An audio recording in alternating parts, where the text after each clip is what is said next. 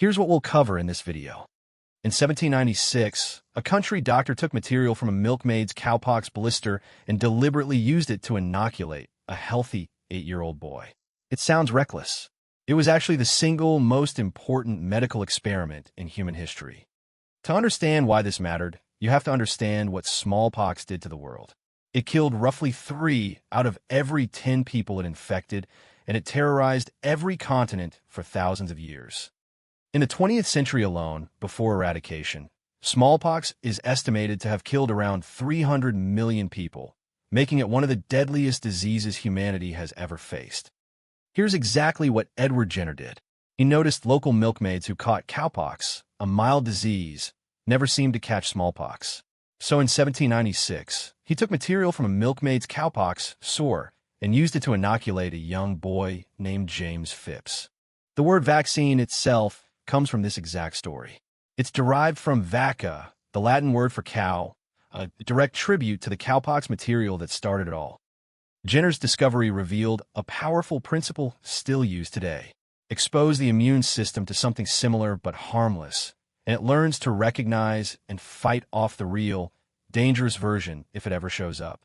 Nearly a century later, in the 1880s, Louis Pasteur expanded this idea dramatically, developing vaccines for chicken cholera, anthrax, and famously, rabies, proving Jenner's principle could apply far beyond smallpox. The 20th century brought a wave of new vaccines. Diphtheria and tetanus vaccines arrived in the 1920s, the polio vaccine in the 1950s, and measles, mumps, and rubella vaccines followed shortly after, each one reshaping childhood survival. The impact on disease rates was staggering.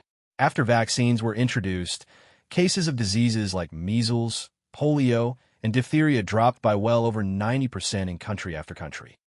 By the late 20th century, science moved beyond using whole weakened viruses. Researchers learned to identify the exact genetic instructions needed to trigger immunity, opening the door to a new generation of vaccine technology. Nowhere is the impact clearer than with smallpox itself.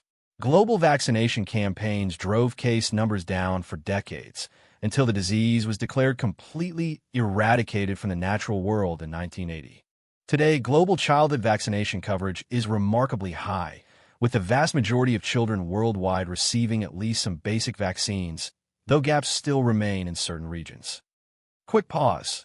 If this breakdown is helping you, take a second to hit like and subscribe. It genuinely takes a lot of effort to make videos like this, and your support keeps them coming. Compare the old and new approaches directly. Early vaccines relied on whole weakened or killed viruses grown carefully in labs. Modern vaccines can be built using just a small genetic blueprint, developed and adjusted far more quickly. The clearest example of this shift is the mRNA vaccine technology used during the COVID-19 pandemic. It delivers genetic instructions directly into cells, teaching the immune system to recognize a virus without ever using the virus itself. Look at measles as one clear example. Before routine vaccination, measles infected nearly every child at some point. After vaccination became widespread, cases in many countries dropped by more than 95%. Across all diseases combined, vaccines are estimated to prevent between 3 and 5 million deaths every single year worldwide, making vaccination one of the most effective public health tools ever developed. Today, vaccines exist to prevent more than 20 different diseases, from measles and polio to hepatitis, meningitis, and certain cancers caused by viruses, a scope Edward Jenner could never have imagined.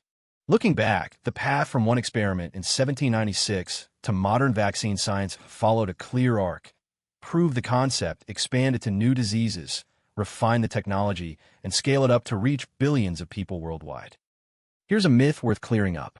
Many people believe vaccines are a relatively recent invention. In reality, the core idea behind vaccination is over 200 years old, tested and refined across generations of ongoing scientific study. Quick check before you go. What disease did Edward Jenner's original 1796 experiment protect against? Think it through, then see the answer. One doctor's careful observation about milkmaids led to a medical principle that has since saved hundreds of millions of lives. Few single ideas in human history have done more good for more people. More than 2 centuries after Edward Jenner's experiment, vaccination remains one of the most powerful tools medicine has ever created, quietly protecting billions of people from diseases that once terrified the entire world. Here are the key references and sources for this video. Thanks so much for watching. If this helped, like the video and subscribe for more clear, simple explainers, and I'll see you in the next one.